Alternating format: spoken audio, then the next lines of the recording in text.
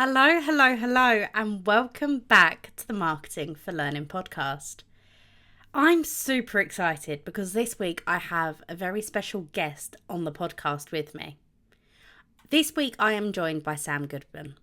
Sam is the L&D Manager for ITPEnergised. And Sam has actually only been in learning and development, corporate learning, for 2 years. But he's actually been in education for over 10 years. I met Sam on the L&D Disrupt podcast with How Now, and an episode we did together about getting buy-in for learning and development. And I really loved Sam's insights on how to boost engagement based on his experience with teaching. So I couldn't gatekeep that. I wanted to dig in a bit more than the 15-minute slot we had on that podcast. So I invited Sam to come and talk to me on the Marketing for Learning podcast. I absolutely loved recording this episode, and I really, really hope you guys find it as valuable as I did. So I'm going to stop babbling on now. Let's get stuck into the episode. Sam, hello. Thank you for joining us Hello. on the Marketing for Learning podcast. I think it'd be good for you to just introduce yourself because you've got quite an interesting history in the world of learning and development, haven't you? Yeah, I like to think a bit unique, maybe, I agree. than some others, but I have found people have come from a teaching background. So I think if I go all the way back, my sort of staff development started about 14 years ago in outdoor education, where I ended up starting to train and develop the new starters who came into the company. And sort of that was my first taste of teaching and training, and definitely got a grasp of helping people was something that my why. What did I want to get out of a career? And it was to do with helping people. And then from doing outdoor education, working with teachers a lot, decided why don't I go back to university, spend at this point £12,000. Yeah, no Now look, biggie. so I went back and did a PGCE and went into primary education more than anything Wow. because very much I didn't think I had a specialism. Soon became quite disillusioned with primary education. So I sort of thought, right, let's step out your comfort zone, challenge yourself a bit more, and I ended up going into secondary education. Oh, wow. Big background in sport, and I could teach science. So I went into taught science and PE. And best decision I ever made. The doors that opened to my development progression were amazing. I got my thrill of the why of helping people. It opened the doors for me to explore staff development, and very soon found myself supporting and mentoring and coaching new teachers that came in. Ended up going into middle management and working with the teaching and learning team. So staff development became sort of the forefront of my role alongside teaching. And then my wife decided to move back home to Glasgow and said, let's go. So I was like, okay, what do I do? And at this point, nearly 10 years in education in the schools, it was very much a fallout from COVID, big hmm learning experience. So I decided to sort of explore different routes, and an opportunity for learning development came up and utilize my skill set from staff development. Big learning curve, but it's been very exciting so far. I still feel like I'm at the start of a journey, even though I've sort of brought a lot with me. hmm And that's where I am at the moment. I think we can both agree, and everyone listening to this will agree, that one of the biggest challenges we have in corporate learning Mhm. is engagement, actually getting people to want to get involved with learning. But it was when we were both on the L&D Disrupt podcast with How Now a couple of weeks ago, you started talking about your career in education. And I thought, actually, what's worse than getting adults to do something they don't want to do? Getting children Mhm. to do something they don't want to do. And you know what? Let's take that one step further. Getting those grumpy teenagers that you had in your secondary education to learn stuff that they don't want to do. Mhm.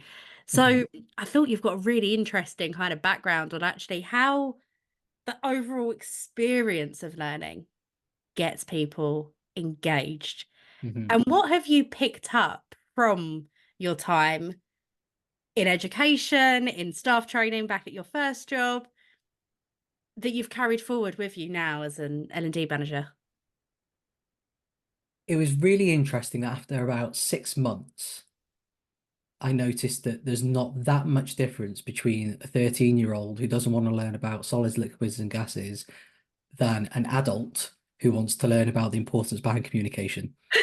And I it's was that funny. 13-year-old, by the way.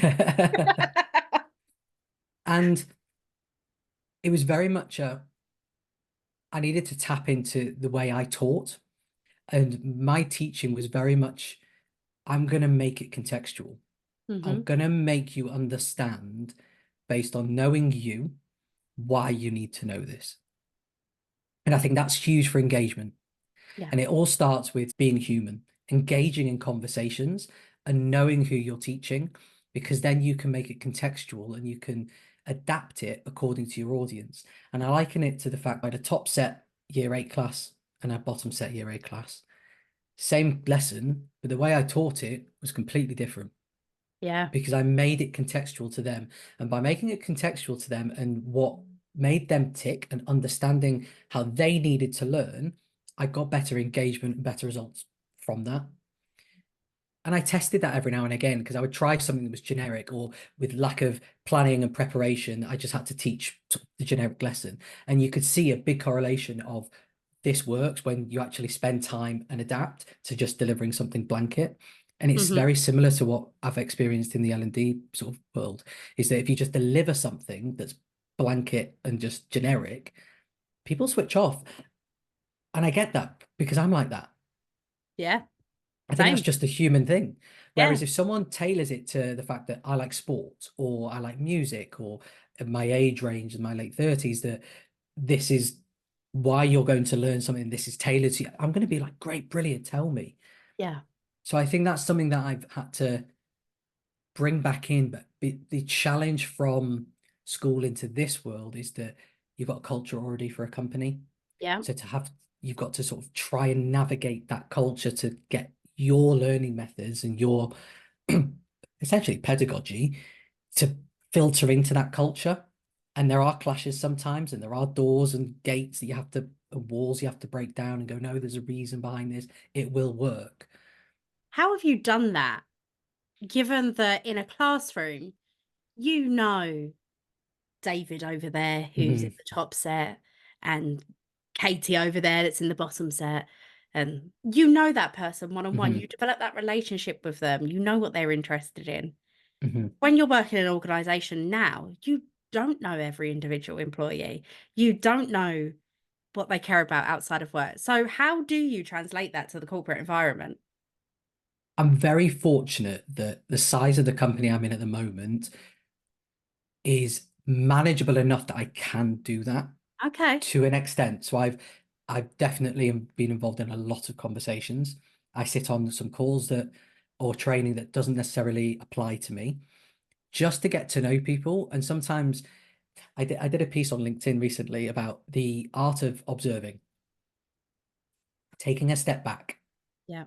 and sometimes just sitting on a call, webcam on or off, and just watching the room, watching how people respond, watching how people what their verbal and non-verbal cues are, getting for them to share whatever information or stories or backgrounds, you can learn so much.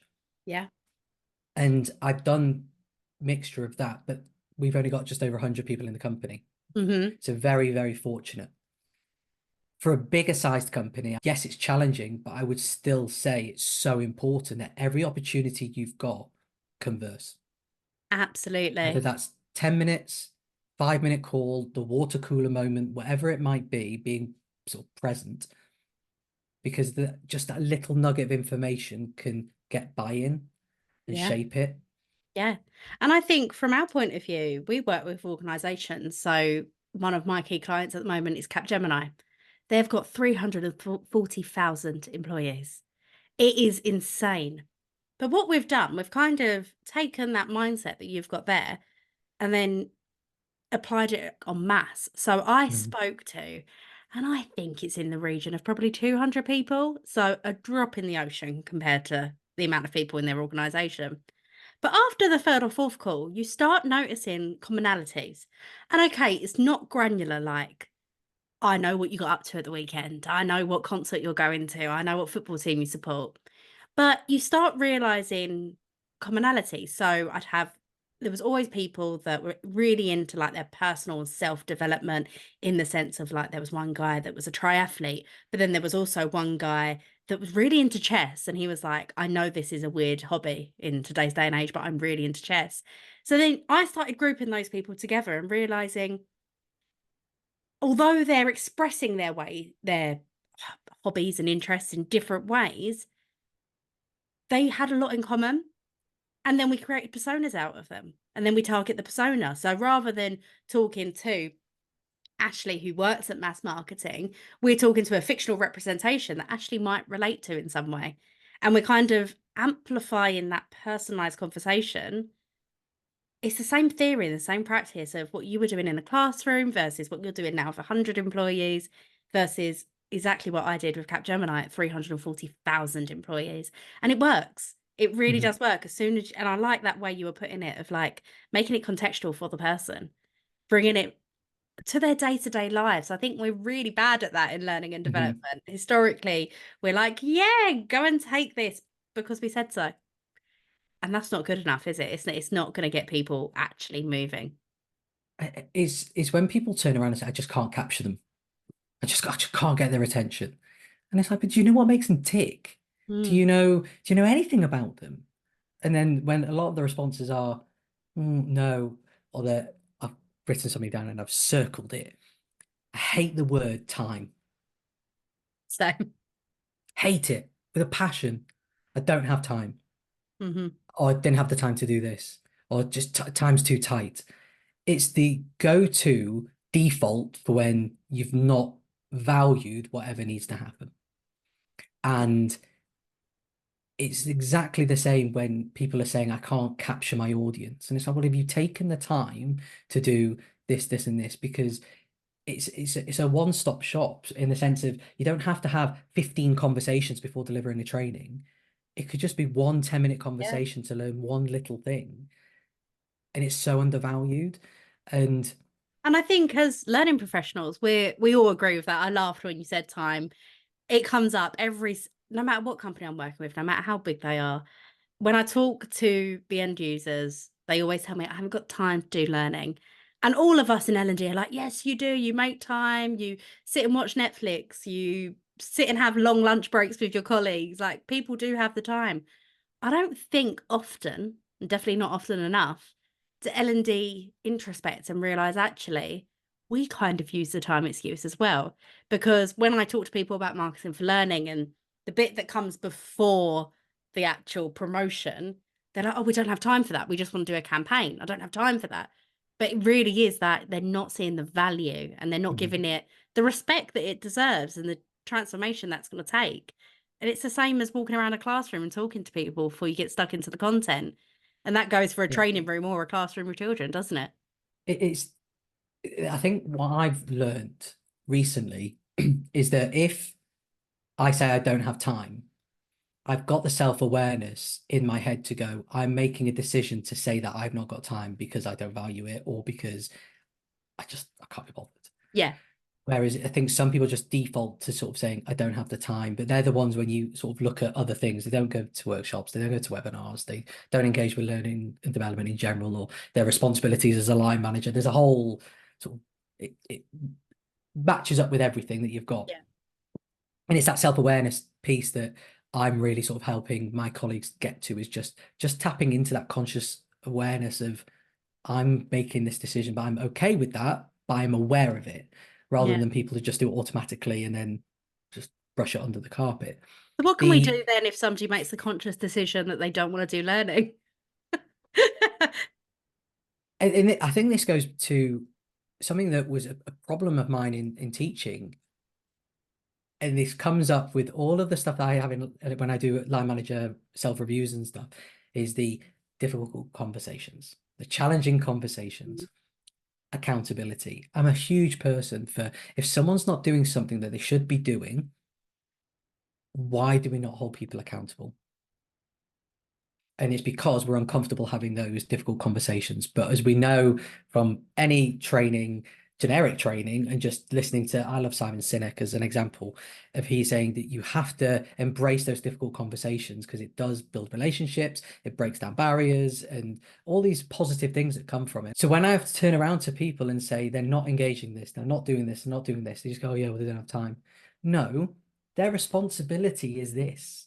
Why are you not telling them that? Yeah. I don't want to And what's upset the them. real reason? What's the real reason they don't have the time? Because, like you said, time is often an excuse. So, what is it? Is it that they don't understand? I always use GDPR as an Mhm. example, but any kind of data protection. People are like, I don't care. It annoys me. I see the cookie pop ups. It's a waste of time. But actually, if you contextualize that to actually, if you accidentally send out an email without blind copying everybody in, you could get in trouble. You could cost the business money. You could do all of these things. And actually, what we're trying to do is protect your safety here. Well, that's something I might make time for, not just something I want to click through. I think what I've experienced is a lot of people don't see the why until it actually happens. Mm-hmm. So they don't, and this is what I found as a similarity between school, is that they don't realize what you were trying to do until 2, 3, 4, 5 years down the line where something happens or something goes wrong. And then they go, oh, now I can see why giving feedback was important. Yeah. And but it shouldn't, and this is where it's shaping the way you market. And I've learned a lot from you guys of the way I send out some resource or a webinar or a workshop, whatever it is, as an opportunity to get and I use a lot of questions because if they read that as a question that directly to them, feel like that post is asking them the question, that they can go, oh yeah, that's me. Oh yeah, I really need to think about that. That they then might engage and get that buy-in and then through the contents make it contextual. And it shouldn't be a case of once I've made a mistake, oh, now I need to go and learn. It should be I can safeguard myself to stop that from happening in the first place. Or if it does happen, I've already learned it, I remember it, and I'll apply it. Yeah. And I have that with colleagues. I find people in sort of this world is that they don't realize what we're trying to do until there's adversity, and it shouldn't be the case. No. So it's like, how do I change that? And I'm still fighting. I don't have the answer to that. I'm Yeah. still Well, we talk finding about ways that to a do lot that. because when people think about marketing for learning, they think a particular program and I need to promote it. And there's so much more to what we do. And there's so much before it as well. So understanding the audience, like you said, like that's the key thing to getting Mhm. engagement is being human and understanding the people you're talking to. But also the brand and reputation, build that up, get people to realize, hey, that is a trusted team. If they're telling me to do something, it must be for a good reason. And we do have the baggage of pretty much everybody in the corporate world is like, oh, learning and development. Oh, that's that boring e-learning course. Um, I've spoken to so many people recently about the fact that we are a bit of a laughing stock on TikTok and things like that at the moment of people taking the mick about Mhm. clicking fast really quickly for a course just to get to the end of it. We need to work to change that perception and develop ourselves as a brand. How can we show the business that we are a quality brand, that we are to be trusted? How can we build that trust? And that really does start with the individual as well. Like you said, having that human conversation with people, building those relationships. Then when somebody comes to you and says, oh, I really need a training course on X, you can be like, well, actually, a few weeks ago, you mentioned that this was your challenge. I actually think this is a better way to overcome it. And you're acting more of as a trusted advisor rather than Mhm. an order taker. It's all these little bits that help the reputation of the L&D brand. And unfortunately, even if you're in a brand new company or you're in a brand new L&D team, we've got baggage because we've had the last however many years of Mhm. being the order takers, of being the compliance powerhouse, of being those boring e-learning courses. And I won't lie, before I fell into learning and development, I thought e-learning was boring and click next. And I remember being in my grad job, there was a health and safety course that went round. I can't believe I'm admitting this on this podcast. And one guy in our team did it and told the rest of us the answers. And we all clicked through, did the answers, done. I Yeah. didn't care. but nobody was contextualizing it for us. Nobody was making us Hmm. care. I didn't have, it sounds awful coming from me, but I didn't have respect for the L&D team. I just thought, oh, I don't really get what they're doing there. They tell me to do stuff and I don't have time. My job's more Hmm. important. We need to break down those barriers, no Hmm. matter how great we are and how great we know we are and what we can do. We need to convince other people that that's the case.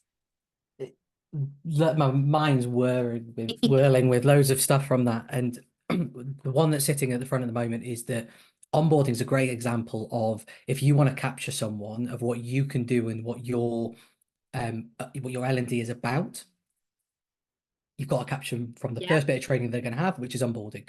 So you can see why there's a lot of effort going into onboarding programs at the moment. The other one was, my other side of being human, especially in L&D, is admitting when you've made a mistake, or admitting you've gone wrong, or admitting something's not good enough. I can look at my first post on our internal comms and what it looked like to what it now looks like, and there's growth. Plain, very simple design to what it is now, because I've learned along the way. I've learned how to do Mhm. some stuff on Canva. I've learned how to do some better marketing from you guys, all these different things. But I can admit and go, it wasn't great. And just putting your hands up every now and again and admitting you've made a mistake. That's again similarity with school. Yeah. We're ingrained in us that make a mistake is a sign of weakness. It's not good enough, and it's failure. It's not. I remember it was actually back in my PGCE, in my training, our tutor was a math specialist. And in our um, seminar room, always remember this, she had a flow chart, and it was all about making mistakes. It's like, got a problem. Do I know the answer? Yes. Try it. Wrong. Go again. And it was a flow chart Yeah. basically saying, if you make a mistake, go back, try it again. And I took that into my very first classroom. And it's always stayed with me. And I've said it to students right at the start when they've ever come into my class. You are allowed to make mistakes because it's the way that you will learn. Yeah. However, if you make the same mistake a dozen times, I'm going to be questioning why you're still making the same mistake if I've given you opportunities to correct it. That's something different. But if you make a mistake once and correct it, great, because you've learned. Yeah. It's similar in this world, is that people are they're scared to put their hands up and say, I'm sorry, I did something wrong. Made a mistake, yeah. And And that's a big thing in branding as well, with marketing and branding. And the example I actually give on our marketing masterclass is, I don't know if you remember this, and those of you that don't live in England probably wouldn't have ever seen it, when KFC ran out of chicken. yeah. And they did the advert and they reconfigured KFC so it looked like another word, and they just said, we messed up. And before that, always loved a bit of KFC. But before that, never really thought of them as a brand. And it Mhm. gave them a personality. It made them human. I was like, the fact that a chicken shop ran out of chicken was hysterical and ridiculous at the same time. But it made them human to me. And I love that advert. And they could have just swept it under the carpet and, I don't know, released a new limited edition thing and went in all in with that. But they acknowledged that they did something wrong, that something Yeah. went a little bit, and they're just humans at the end of the day behind the brand, and they held their hands up, and it really works. It benefited their brand in the long run. And I think when we think of like the relationships we have outside of work, those people that never seem to do anything wrong, they're always perfect. We don't, as humans, we don't have the same relationship and connection with them. It's through our flaws that we Mhm. build those relationships, and we need to do that in learning too. Yeah. And it's that you hit the nail on the head just at the end there. It's about the building of relationships.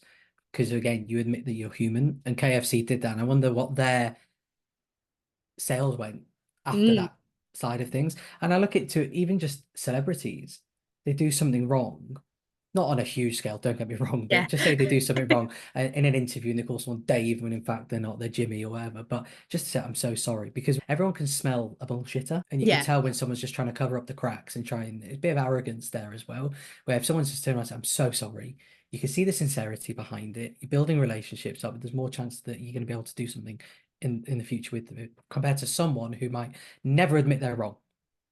Yeah. And it's like the child in the class who throws the rubber at someone's head, and you go, why did you do that? I didn't do that. I just watched you throw it. No, it wasn't me. I've just seen the rubber leave your hand and hit them in the head. It wasn't me. You really think This I'm is going to from have a positive? experience, isn't it, Sam? You seem Yeah. very troubled Oh, about there's loads this. of these. And it's like coming away from that going, do you think you're going to be able to build a positive relationship with a child who can lie so easily, or from someone to go, "I'm sorry," because Yeah. they can admit they've done wrong. And there's similarities. Okay, maybe not throwing things at people, but it's sort of the going, you know what, I should have held them accountable. You're completely right. I should have done that. I'm sorry. Yeah. In next time I will have that conversation with them. Or even as learning, Ash, the other half of maths, always says she would love to do a compliance campaign with a company that would let her say, compliance training is boring. We Yeah. know it. We've all got to do it. And it's almost that humility that comes with just being really honest and transparent. It drives engagement because people then go, oh, Mhm. aren't you so natural and human and lovely? And yeah, I get it. You've got that humor, that connected humor. It works. And I Mhm. think that's something that L&D could do a really good job at leveraging a bit more. It's challenging the status quo. People don't like to be challenged. I heard a great piece on, I'm doing the skill sprint by the Squiggly Careers, Love that. and I Love love those it. ones. Yeah. And there was a line that came from one of the ladies. I can't remember which one it is, so I don't want to say who it was. And it was about familiarity breeds complacency. She got Mm. it from someone else, so this is like third hand. Yeah. As controversial as that is, I can see aspects of it. And if we're linking it to things like onboarding content and compliance training, it's a similar thing. I think sometimes the things where we lose people in L&D is that there are tick box exercises. Yep. We just need to do it. Yep. Compliance and onboarding for a lot of people, it's just a tick box exercise. Yeah. So why do we need to change it? We've had the same training for 10 years. It works. Go and speak to every single person who's just done that training over the past 10 years. Do a rating out of 5, 1 being awful, 5 being great. And let's see that. I'm going to guess what We'll get some the average zeros. number will be. And you're telling me that it's fine. Yeah. And that's a prime example of familiarity breeds complacency, because when Absolutely. you just think it works, it's not. And I think that's where we've got the opportunity in the right context to challenge the status quo. And that's where companies are great when they want that. Come in and challenge it. I was in a very fortunate position for this job that there wasn't an L&D function, and I've had sort of free reign to learn, make mistakes, build it, learn from other people. Magpie, I love that term of taking things and crediting people and going, I'm going to use that. It's great. And then building something up. And I think within the past 2 years, I've learned so much from that process of seeing what other people do well, seeing what other people don't do well, and making it my own. And I wouldn't, if someone said, if you got your own style, I'd say I'm 85% of the way there, because I've only done it in one setting with a very different context to what else is out there. But I know my core values that have come over the past 10 to 12 years within education, of my why, and knowing my why, which is helping people be the best version of themselves and giving opportunity for people to do that. And that's really the key of trying to find companies to do that. But I still think there's a lot of companies that just see L&D as a tick box. Absolutely. We need to have them. Yeah, there's two things there. The knowing your why and your why being connected to what you do. We talk a lot about marketing mindset, and one of the 10 C's of the marketing mindset is being connected. And that's about you as an individual being Mhm. connected to the purpose. I've been a marketer for many years now. I have done my best marketing work at mass. And that's because I love what we do. I so believe in what we do. I am so invested in it, just like you are, where you say you just want to help people be better every day. That's your why, that's your purpose. And I think we also need to, again, I'm talking a lot in this session about L&D introspecting and thinking of themselves. We go, oh, we're seen as a compliance powerhouse. Oh, we're seen as a tick box. Oh, we're order takers. And then somebody comes over and goes, can you create this e-learning course? And we go, yeah, sure, sure. And we don't challenge. We don't push back. We don't have Mm. that drive to actually say, well, actually, is that the best solution? Why? Why do you want that? Is that going to work? Is that going to help our audience? Is it going to help people become better? Does it help make business improvement, improve the bottom line, that kind of thing? We can't just sit and moan about it. and not proactively do anything to change it. And I think that's one of the biggest things that people are shocked when we talk about so much, because if you think of marketers and any marketer you've worked with, we are kind of, in the nicest way, really challenging, really curious, really annoying. We're always pushing back. We're saying why. We're asking questions. But that culture and mindset, if that came into L&D and L&D started doing it, I think we'd go really quickly from an order taker to, wow, these guys know what they're doing. Because we do know what we're doing. We just don't tell anyone. It's another similarity between marketing and learning. Everyone thinks they can do our jobs.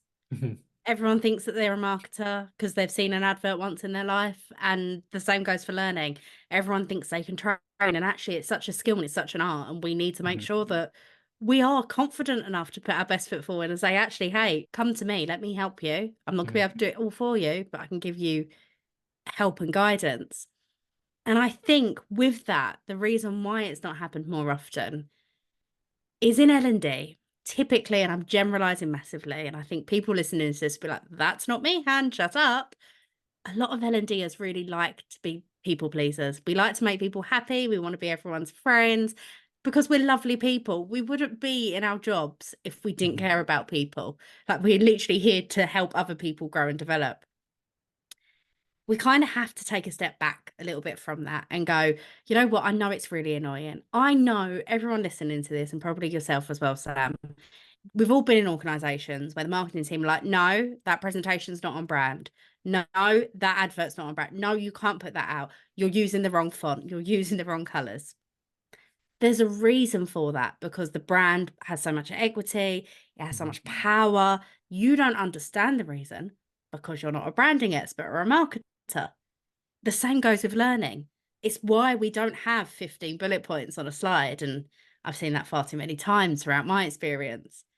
There's a reason why we're the experts. So we need to be confident enough in pushing ourselves forward. And that's one of the Mhm. differences I've seen with when I've trained marketers on how to be good at marketing and how to do it right. They're like, yeah, I'll go tell everyone no. No, I'll tell them they have to come through me first. And learning are like, oh, do we have to? I don't want to upset people. Yeah. And we kind of just need to be a bit more bolshy at times to say, hey, we're the experts here. Let me help you. I'm not trying to Yeah. make an enemy out of you. But actually, bottom line is it's training. If people are delivering bad training, that comes back to you. Yeah. They assume Reflection it on you. comes from the L&D team. So it Yeah. damages your reputation, even if you've got nothing to do with it. So Mhm. we've got to take ownership of it and make sure that we're actually getting the right message across Mhm. in the right way. And this is why I was saying about practicing what you preach. We deliver opportunities or learning regarding these difficult conversations or communication and assertive communication. But do we do it ourselves? Mm-hmm. Probably not enough. And that's where that aspect of I'm not going to be a dick about it, Yeah. but training's not great, but let's work together in showing you where it went wrong and what we can do. With that as well, though, you're engaging with another audience that we don't think about often in learning and Mhm. development. When we think about engagement and engaging our audiences, we think of, hate the word, but learners, the people that are taking the learning or consuming the learning. And we don't often think about all of these people on the periphery that we have to engage as well with learning. So what have you done? Obviously, you've come into this organization, first L&D team, first person to come in to do this. How have you engaged these people with actually, this is the way that it should be done?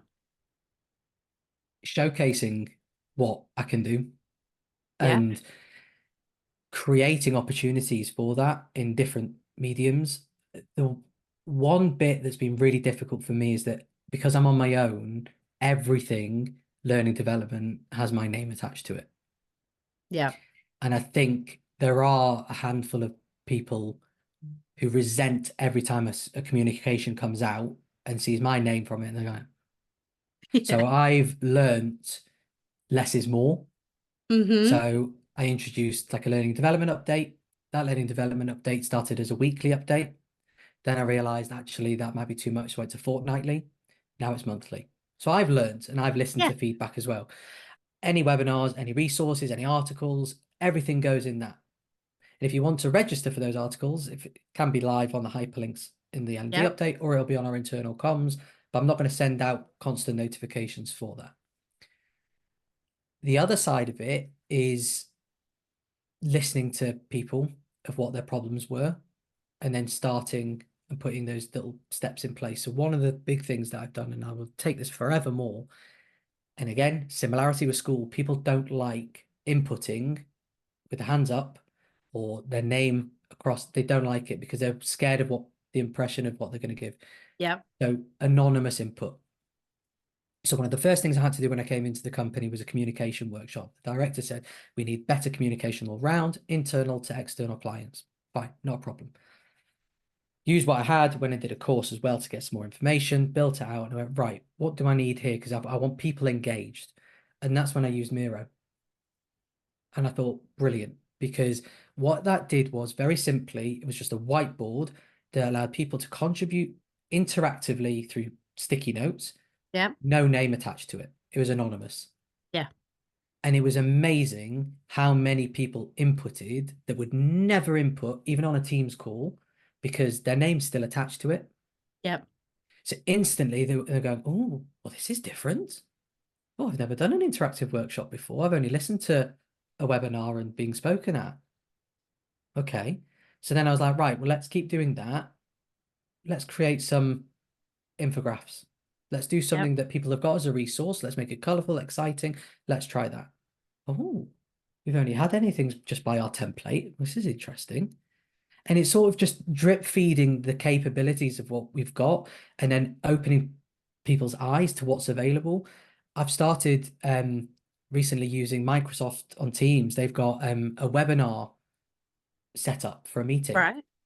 And what that does is allows you to have a landing page to register with a load of information. It creates the ICS file as soon as you click register to go straight into your calendar.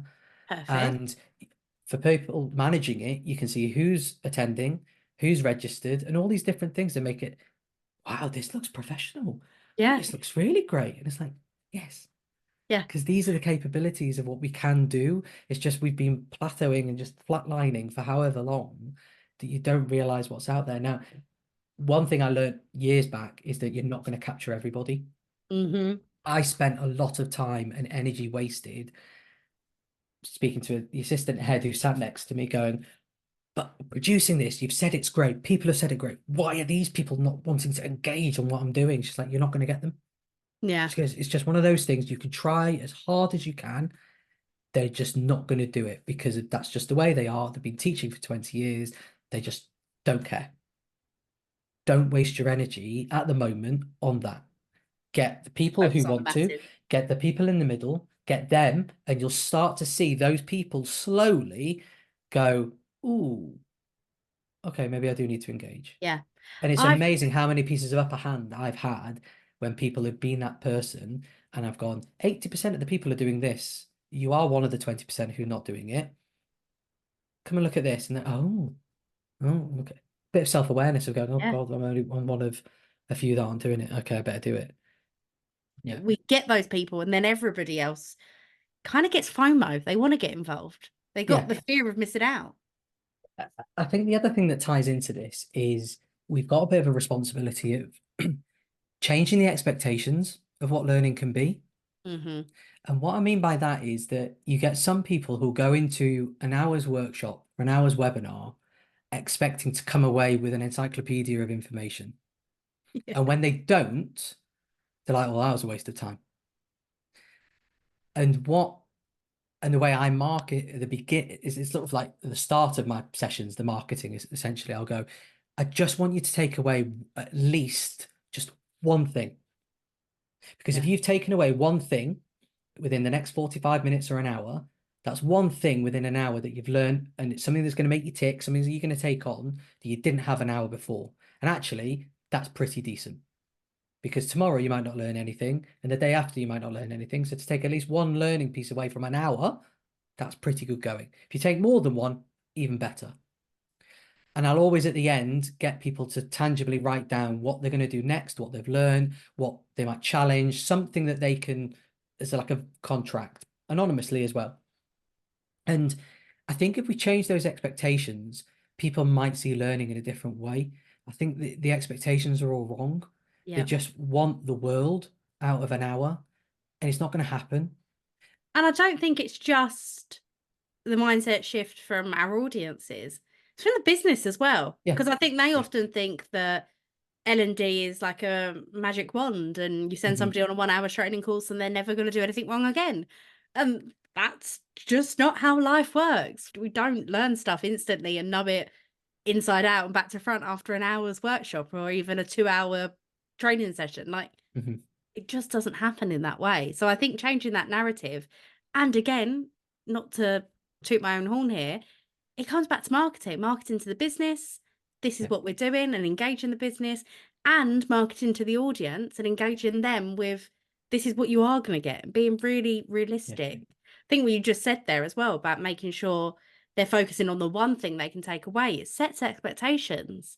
If you ordered something that told you it was going to change your life and then it delivered and fell apart the next day, you're not going to be happy. Yeah. So if we're setting expectations that, I don't know, Hmm. let's use AI as an example, because I think everyone's talking about it at the moment.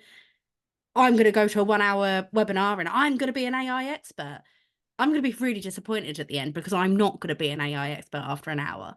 So setting that realistic expectation, not overselling stuff, making sure Hmm. people know what they are coming for, has a huge, huge impact in Yeah. engagement as well.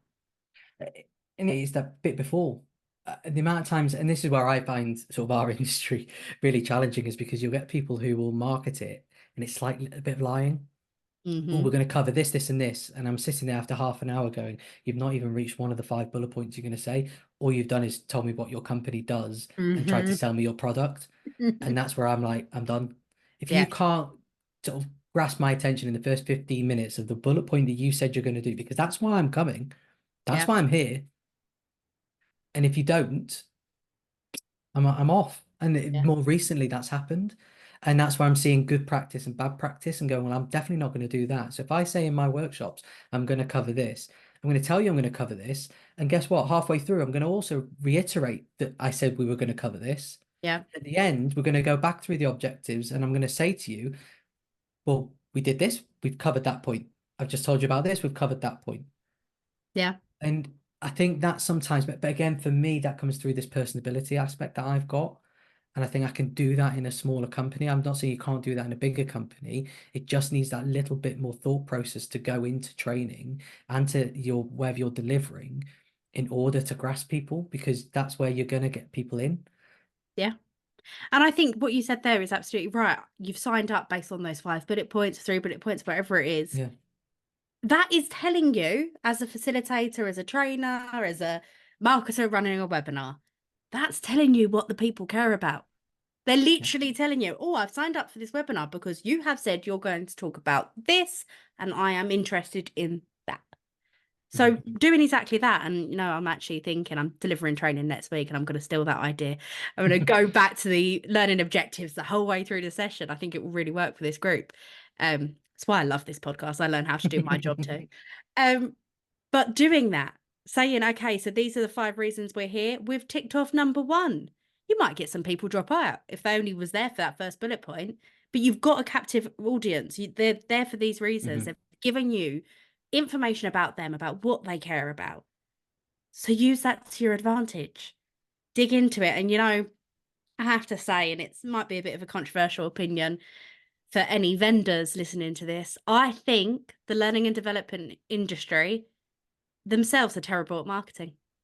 And I think that's half of our problem. So people in learning are being marketed to really badly at Yeah, work. So then how do we learn the best practice to yeah. then go away and deliver it? Mhm. It's a bit of a never-ending loop that we don't really see best practice. And bless me and Ash are just two people trying to beat the drum of what good marketing should be. And there are phenomenal companies. I talked to Gary at How Now. Like I said, it's the reason we're here today because we were both on their podcast. How Now are really great at their marketing.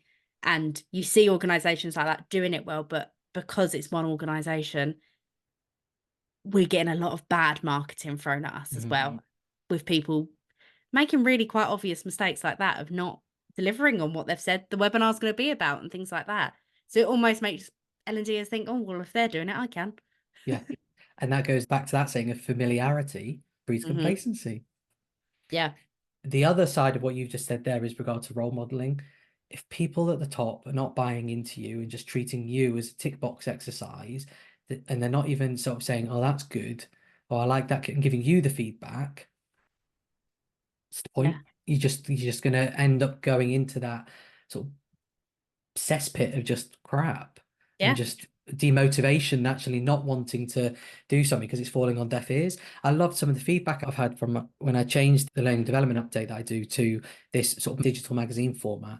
I got a lovely message from our director saying, loving the new format, looks really good, well done. And Great. that's also another thing that I've spoken about a lot on the podcast. That looks great. Great quality. Well done. Too That generic. person is then going to expect that the learning is great quality, good work, well done. We're setting the expectation. It's why we can't keep sending out stuff, and I do see organizations still do it, that looks like it's been designed on paint. Like, let's set the precedent that Mhm. learning and development is valuable, it's important. We're putting the effort in. You're going to have a great experience. And every piece of communication should be falling into that as well. Yeah. And I think that's where my other 15% is still missing. I want to find my brand. So Hmm. as soon as I see a digital pineapple, I'm thinking of you guys and the color. And I know exactly as soon as I open LinkedIn and I see something, without even looking at the text, I instantly know it's from you guys. I don't think I found my style yet. And I'm still experimenting with that. And I'm in a position where I can do that, but I'm Yes. starting to get there. But at least I'm trying.